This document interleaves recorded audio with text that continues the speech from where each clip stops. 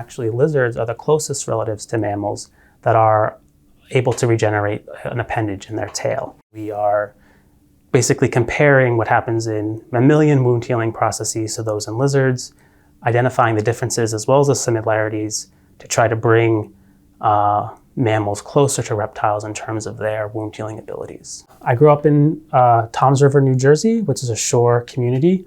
My parents have lived there all their lives, and my dad is in real estate, and he would sell houses, and sometimes there'd be turtles and lizards in these houses, so he'd bring them home for me. And then I joined the local herpetological society, which was a bunch of elderly guys who also studied reptiles and amphibians.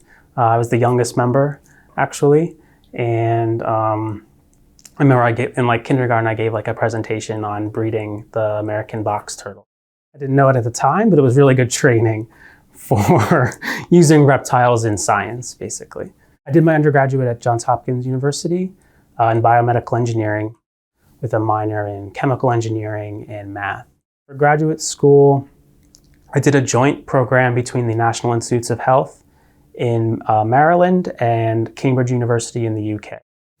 So that's where I got my stem cell biology kind of background. And then as I was finishing my graduate education, my mentor, Rocky Tuan at the NIH, was moving to Pittsburgh, and he asked me if I would come along to do a postdoc, which he said, I could pursue, basically gave me a lot of freedom to pursue my own research interests. And that's when I kind of started the lizard project. Cartilage is a tissue that most mammals, and humans in particular, are completely unable to repair, let alone regenerate. In the back of my mind, I had always known, well, lizards regenerate their tails, and their regenerated tail skeleton is almost completely cartilaginous. So lizards are really good at regenerating cartilage. So I thought it would be perfect.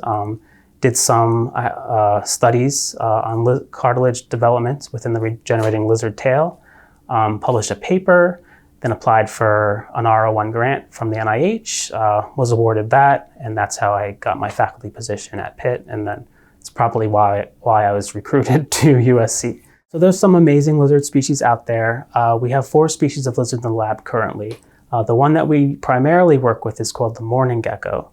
So this is an all-female species of gecko that reproduces asexually to yield clonally identical offspring. This is very important and a nice feature for science because we can take cells and tissues from any member of our lizard colony and apply it to any other member without rejection. When your model organisms are all genetically identical, your experimental results are tighter, and you're able to detect changes that might not be detectable with a more genetically varying species. We also have 2 other species of lizards in the lab, the crested gecko and the serosnorm gecko. So these are 2 species of lizard that are close enough in relationship that they can hybridize, but they have divergent regenerative capabilities. So the crested gecko can't regenerate its tail naturally, whereas the serosnorm gecko can. And we have found that when we crossbreed these 2 lizard species, their hybrids can regenerate their tails. The fourth species that we have in the lab is the green anole. This is an American lizard, and is probably the best annotated genome of any lizard species. So we're using this species to do work like single-cell sequencing, ATAC epigenetic sequencing, to try to get at the genetic components for regeneration.